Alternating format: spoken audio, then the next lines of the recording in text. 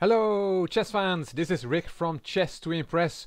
Only 94 days now till the World Championship match between world champion Magnus Carlsen and his challenger Fabiano Caruana.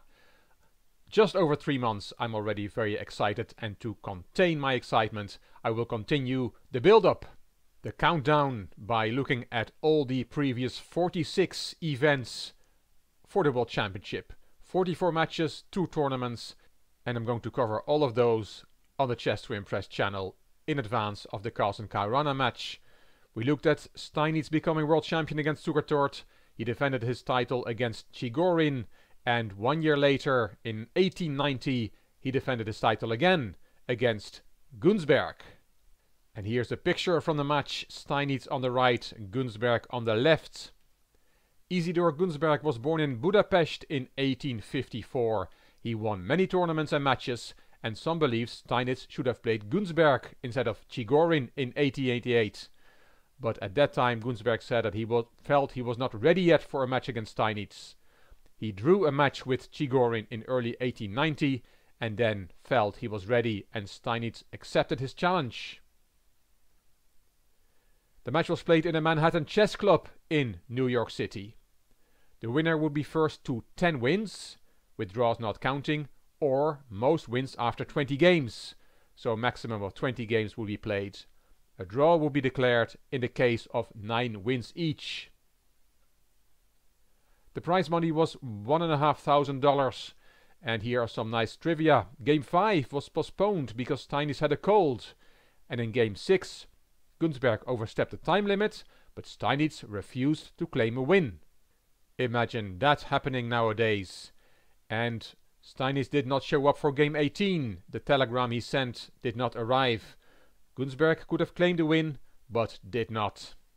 The match lasted 19 games out of a possible 20, and by that time Steinitz had got to the 10.5 points.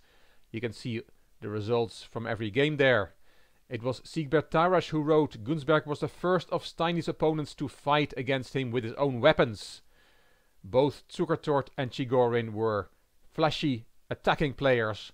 Gunsberg played in the style of Steinitz, positional. In this video we're looking at Game 7, played on the 22nd of December 1890. Steinitz was white and Gunsberg was black. D4 from the world champion, D5, and Steinitz plays the Queen's Gambit for the 4th time in his 4 white games so far in this match. And he was quoted in the Sun newspaper in New York that he declared his intention of playing the same opening again when his turn came, and in fact again and again until he would win with it. He was not able to win any of the first 3 games where he played the Queen's Gambit. Gunsberg accepted the Gambit. We have the Queen's Gambit accepted. Knight f3, Knight f6, e3. White wants to win his pawn back. And even in 1890 it was known that trying to sit on the pawn by b5 is not good, and Gunsberg played e6. Steinitz took the pawn back, and nowadays the main moves in this position are c5 or a6, but in 1890 Gunsberg gave a check. Knight c3 to seal the check. Both players castled, and b6. Steinitz played his knight to e5, the bishop was developed, and queen b3, hitting the bishop on b4. The engine likes queen e7 here, or bishop d6, or even a5 to protect the bishop, but Gunsberg decided to take on c3, and that's not as good. Steinitz took with the pawn, and now another inaccurate move from Gunsberg. c5 is the move here to be played, but Gunsberg played bishop d5, and that is too slow. Steinitz took, Gunsberg took with the pawn, and bishop a3, hitting the rook on f8. The rook stepped aside, and c4. Now Gunsberg played c5, and we have a nerve center alert. These pawns are all attacking each other, and when this happens I always have to think of a friend of mine who says that Weak players cannot live with a nerve center like that. They can maybe live with it for one move or two moves, but then there is too many variations to calculate on each move, and then they just take one of those pawns. Well, Steinitz and Gunsberg are not weak players, and Steinitz develops his rook to the center, rook ac1. Knight e4. Black already had a difficult position, but this move does not work. Steinitz developed his other rook to the center, and if you look at this position, all white's pieces are fully mobilized, while black still has his queen side to develop. C takes d4 from Gunsberg. Steinitz took back, and if Gunsberg had now taken on c4, then there is queen takes c4, and there's a threat on f7. So black does not have time to develop his queen's knight. Queen f6 is an option with a counter attack on f2 from black. The engine then gives f3, knight g5, and here look at this move, very nice move. Queen c8 is already possible. You cannot take because of rook takes c8 check and checkmate on the next move.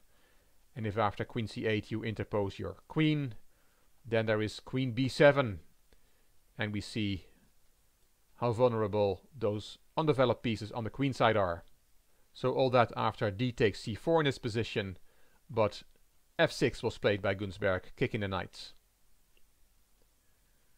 But Steinitz does not retreat the knight. He takes on d5. Is this a piece sacrifice from the world champion?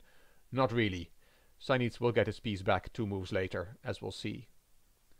Gunsberg took that knight, and we have a little combination. d6 check. The queen gives check to the king.